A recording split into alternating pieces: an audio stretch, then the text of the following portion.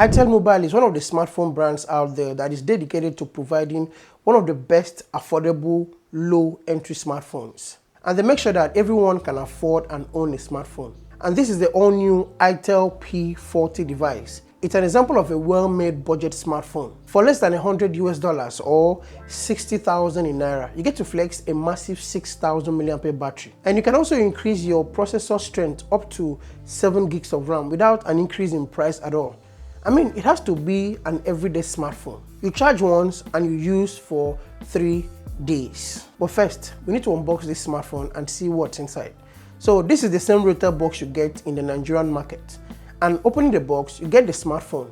Next is the rubber case for the smartphone, and it looks and feels solid, like it's going to last for a long time. And then you have the SIM ejector pin and an included protector film for the screen. And then you have the 18.0 watt fast charger. And then you have the micro USB cable for charging, the red and black earphone, and that's it. This is a low budget device, and they also managed to give, in my opinion, what I call the best design from Itel Mobile. I mean, look at this. It almost matches with the design of the 2023 smartphones. The camera placement and the overall rail design is really sweet. At first, when I saw this device, I thought there was going to be a LED indicator showcasing the 6,000 mAh battery design on the rear of this phone. Honestly, I love the design a whole lot. It is plastic build all around, and you have the volume and the power buttons on the right side.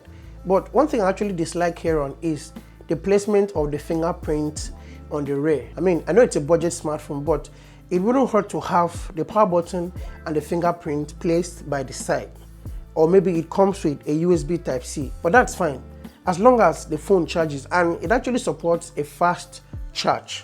You also have the speaker grill, the micro USB port, the microphone, and the earphone port underneath the phone.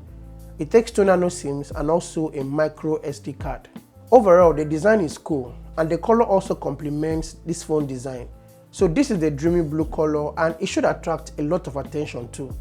So for the display, it's a 6.6 inches high definition display, but please don't expect too much here. I mean, it is not AMOLED, and you can obviously see the large bezels below and above. But it does have a good color reproduction, and you will enjoy consuming media content on this phone. It is an IPS panel and not water resistant, but should survive few splashes. But don't try this at home if you want this phone to last for as long as you want to use this smartphone. The display is 720 by 1612 pixels in terms of resolution, and it's bright enough to use outdoors. It also features a two-way notification shade, one for the control panel and the other for the notifications. In the performance side of things, setting up the fingerprint unlock wasn't so bad, although a few glitches. You also have the face unlock feature too.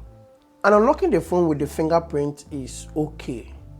Yes, it is fine. I mean, you just have to get used to the placement of the fingerprint on the rear. So I'm so sorry, I've actually gotten used almost to having your fingerprint placed by the side, but it works fine. And you can also game with this smartphone. I mean, not heavy gaming. I'm referring to most 3D games. Some of them are very interesting and also colorful. I did play the Free Fire game on this phone with the default 4 gigs of RAM, and the experience wasn't so bad. Of course, you know you can virtually increase the RAM up to 7 gig.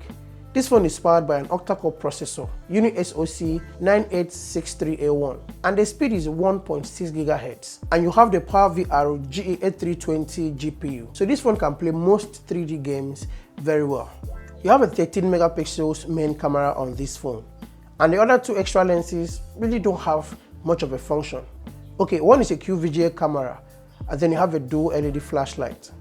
On the front is a 5 megapixel camera and no LED flashlight.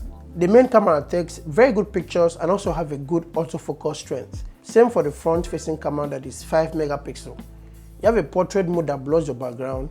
Videos are also very clear and colorful in good light conditions. And you can shoot between 1080p and 720 for the rear camera, and also the front camera too. This phone's camera may really not impress you, but that is not the key selling point here. The key selling point is the 6,000 mAh battery and the 7 gig expanded RAM, which makes up for a bit more faster performance.